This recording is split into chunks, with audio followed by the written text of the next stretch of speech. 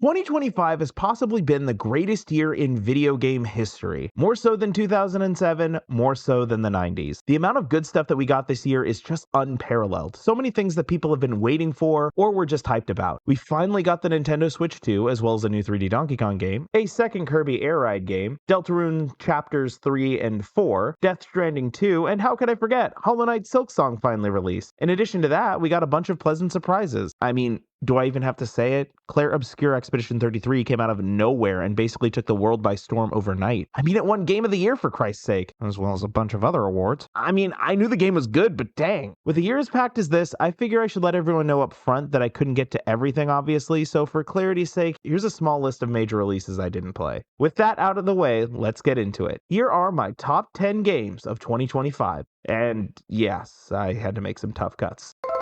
Pokemon TCG Pocket is a game that trims the fat and slow turns of every other card game and just gives you the good stuff. You're not taking 5 turns to set up, but at the same time you feel the direct impact that every turn has on the state of the match. No one strategy or deck ever feels unbeatable, and matches more often than not come down to that one last card being the true deciding factor. When I reviewed this game in 2024, it was a shell of what it would become today. I could put this game on here for Spacetime Smackdown format or Celestial Guardians format on their own. Two formats so good that even their little brother formats are good.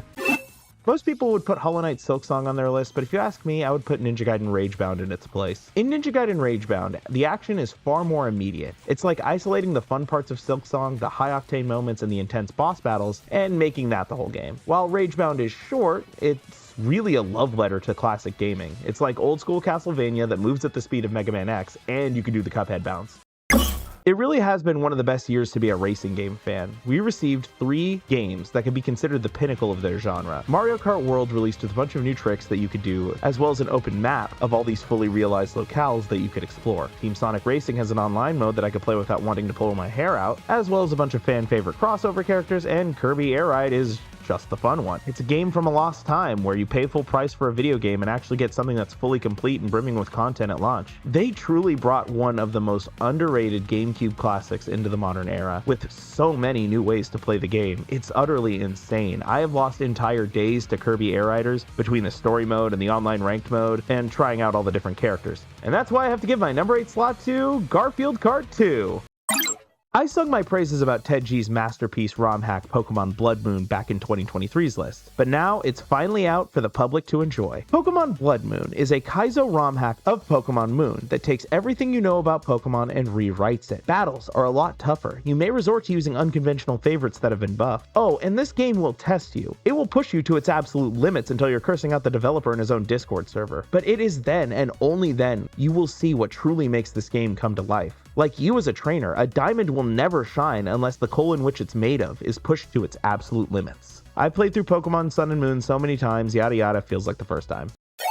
In Anton Blast, you play as a belligerent alcoholic who's trying to get his spirits back when the devil steals them because he's jealous of how red Anton is. This game got a physical release earlier this year, so let's talk about it. This is the most balls-to-the-wall platformer I've ever played. If you like Pizza Tower, play this game. If you like Ninja Gaiden Ragebound, play this game. If you like Wario Land 4, play this game. If you like Sonic the Hedgehog, the cartoon, play this game. This game has the vibe of old Ed, Edd and Eddy or Billy and Mandy episodes, but combine that with one of the fastest and most chaotic speedrunning games I have ever seen. Anton is not a character that elegantly jumps his way from obstacle to obstacle, okay, but more like a force of anger that barrels through the world around him, leaving nothing behind. This game is not for the faint of heart. If you like games that make sense or allow you to tell what's going on the screen at any given moment, this game is not for you. But if you're cool and you don't care about any of that, then maybe give this game a try. Oh, and in this game you could also do the Cuphead bounce. It's no secret that I love Pokemon. Heck, the beginning of this list should tell you that. Pokemon Legends ZA, despite everything, feels like a breath of fresh air, one that the franchise desperately needed. I don't care what people are saying. The truth is that when you get to the second half of the game, you are treated to some of the best fights in series history. In my Games of the Year video for 2024, I said this: 2024 taught me 3 things. There is no better time in the world to put out your idea. You may not know the road ahead of you, but part of the fun is learning how to build it. Number 2, we are jaded, but we are not immovable. And number 3, the old guard is dead. Long live the new guard. Well, it turns out that someone was watching because the indie game revolution I predicted is happening far sooner than I expected. Last year, I remarked on Balatro's quick rise to critical darling from a one-man, well, team is not the word. At the time, being nominated for Game of the Year alongside games like Final Fantasy and the Elden Ring DLC. Well, forget what I said there, because Clair Obscura Expedition 33 has far surpassed all expectations and set a new standard for indie games. It shows what a small startup team of passionate dreamers can get up to with just their own ideas and a small budget to get them by. Not only did it win Game of the Year, but it took the whole show with it, setting records in its wake. I think the reason this hits so close to home for me is that it shows that gaming is no longer being gatekept by big budgets and AAA studios. As an independent creator who is working on a few games himself, this excites me greatly. It makes me feel like one day I could be on that stage, giving my acceptance speech. As a consumer, it's nice to know that even while gaming is at its most expensive, a game that costs less than the usual MSRP is the best thing I could be playing. Oh, and the game is great too. Excellent narrative, fantastic combat system that blends turn-based action and real-time combat. I talk about it more, but this is a game that I really think you should experience for yourself first. Deep dive coming eventually, probably. Toby Fox knocks it out of the park yet again. I always smile when I get to revisit the cozy and creepy world of Deltarune. For a game that is so short, there is so much that the developer crams in here. Every NPC, every fight, every single moment of these games are brimming with creativity. There are no slow parts or filler. Every individual piece of these games feel like they've been thought about for just as long as these games took to come out. The Deltarune chapters managed to be heartfelt, hilarious, and magical all at the same time. These are no exception. Except for that Roaring Knight battle. That fight can bite me. The hardest thing about making these remakes is that when the game you're remaking holds up as well as Metal Gear Solid 3 does, then what's the point? Metal Gear Solid 3, for the most part, is a game that was ahead of its time, and we are only now starting to catch up. How do you make yourself worth it when the legacy you have to live up to is so strong? Like this. This is how.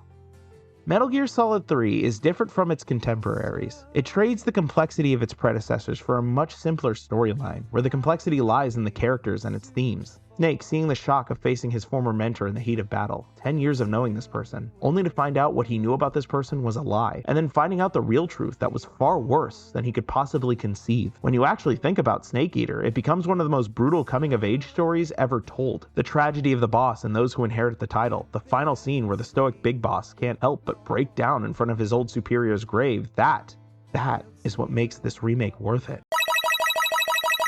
Donkey Kong Bonanza does something that I thought was impossible in this day and age. It took the open-endedness of Super Mario 64 and somehow went further. Platforming is the closest thing we have to a solved genre in video games. When Mario entered the realm of 3D, there really wasn't much iteration that we were doing after that. Don't get me wrong, a bunch of great platformers have released since then and now, but they do very little to change the standard that has been set for over 20 years. Crash Bandicoot 4, Kirby and the Forgotten Land, and even Astrobot all are great games, but they stand atop a mountain of ideas and work that other games have been perfecting before these games were even released. The way forward has already been planned for them. But Donkey Kong aims to set out to weirder lands, and for it, mark my words, it will be the gold standard going forward. Donkey Kong and Pauline's Journey was a crash so loud that it will echo in the minds of gamers for years to come. It will define the future of where the genre is headed. You're going to see this being compared to every big budget platformer in the comments section. Indie games will be trying to replicate it as we painstakingly wait for the next one. Donkey Kong is back,